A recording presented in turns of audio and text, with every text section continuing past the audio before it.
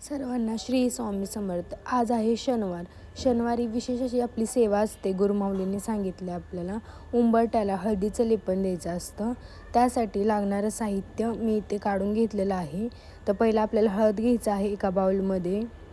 त्याच्यानंतर ते हळद आपल्याला मिक्स करायचं असतं त्या बाउलमध्ये. त्या गोमूत्र घ्यायचं आहे, रांगोळी घ्यायची आहे, हळदी कुंकू घ्यायचं आहे.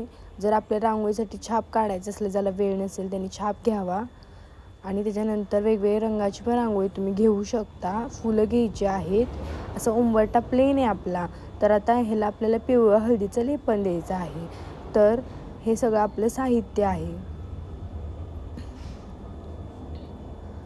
तर आता आपण मिक्स करूया. हळदीत गोमूत्र टाकायचं आणि ते मिक्स करायचं, कारण असं म्हणतात ना गोमूत्रमध्ये शुद्ध असतं. आणि मग असं आपण उंबरठ्याला सगळं हळदीचं लेपन द्यायचं असतं. सगळा उंबरठा हळदीच्या लेपनाने भरवायचा असतो. त्यामुळे काय होतं, आपल्या घरात जी वाईट दृष्टी असते ना ती नाहीशी होते. जर जाणाऱ्या व्यक्ती चांगल्याने जातो. येणाऱ्या व्यक्ती माहिती का आपल्याला कुठल्या ह्याने आलाय, कुठल्या मनाने आलाय, कुठल्या भावनेने आलाय, ते आपल्याला माहीत नसतं. मग त्यामुळे एक सुरक्षा कवच असतं ना, त्या प्रकारे असतं. अमावस्याला आणि शनिवारी हे करायचं असतं. आणि ज्यांना वेळ आहे त्याने रोज केलं तरी खूप अतिउत्तम. असं आपण सगळ्या उंबरठ्याला लेपन करून घ्यायचं आहे.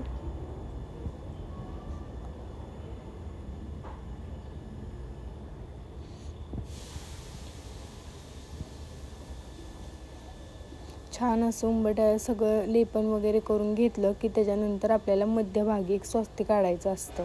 बघा, सगळा उंबरठा मी सारवल्याच्याच प्रकारे. आणि त्याच्यानंतर मध्यभागी आपल्या उंबरठ्याच्या हळदी म्हणजे कुंकाने ना, म्हणजे हळद तर आपण लावलेली आहे त्यामुळे कुंकाने स्वस्तिक काढायचं. स्वस्तिक हे शुभ मानलं जातं. त्यामुळं उंबरठा नुसताच पिवळा कधी ठेवायचा नसतो. त्यानंतर रांगोळीने थोडीशी नक्षी काढायची असते, म्हणजे दिसाय पण छान दिसतं आपल्याला. आणि जेव्हा लक्ष्मी घरात येते तेव्हा तिला पण वाटलं पाहिजे ना प्रसन्न, त्यामुळे आपण करतो. आणि त्याच्यानंतर त्यांना लक्ष्मीची म्हणजे रांगोळी काढायची नसेल किंवा वेळ नसेल तर त्यांनी लक्ष्मीची पावलं किंवा रांगोळी असते तशी ती काढून घ्यायचं आहे. त्याचबरोबर आपल्या ह्याच्यात खूप महत्त्व आहे गोपदम आणि लक्ष्मीपदम. तर हे आपलं गोपदम आहे. हे गोपदम नेहमी घराच्या उंबरठ्याच्या म्हणजे येतानाच्या जेव्हा घरात आपण जातो तेव्हा ते गोपदम आणि लक्ष्मीपदम असणं खूप महत्त्वाचं आहे. आणि आपल्या संस्कृतीमध्ये आपण म्हणतोच की रांगोळी म्हणजे खूप छान, म्हणजे शुभच असतं. आणि बघणाऱ्याला पण, आत येणाऱ्याला पण आणि आपल्याला घरच्या माणसांना पण खूप शुभ वाटतं आणि प्रसन्न पण वाटतं. तर आपला फायनली उंबरठा असा दिसतो सारवल्यानंतर. त्याच्यानंतर आपण हळदी कुंकू टाकतो.